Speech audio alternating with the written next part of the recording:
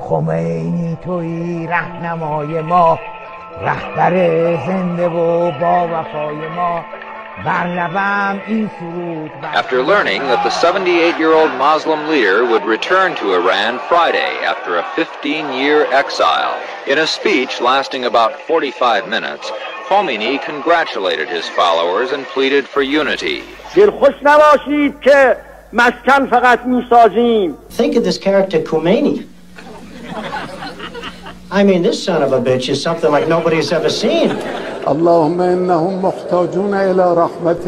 Last night at my direction, the United States military successfully executed a flawless precision strike that killed the #1 terrorist anywhere in the world, Qasem Soleimani.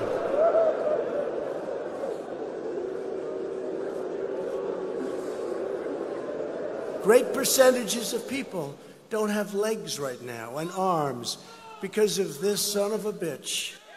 Okay?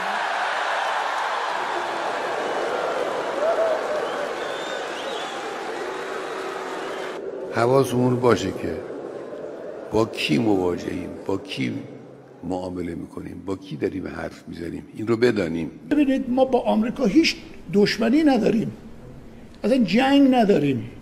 ما با هر جای دنیا جز رژیم صهیونیستی که او رو در واقع رسمی نمیشناسیم، حتی آمریکا حاضر به مذاکره هستیم. برای منافع نظام مذاکره با شیطان هم چیز باشه، ما میریم قعر جهنم باش مذاکره میکنیم. به مامانم رو زدم، اونم با روی باز قبول کرد.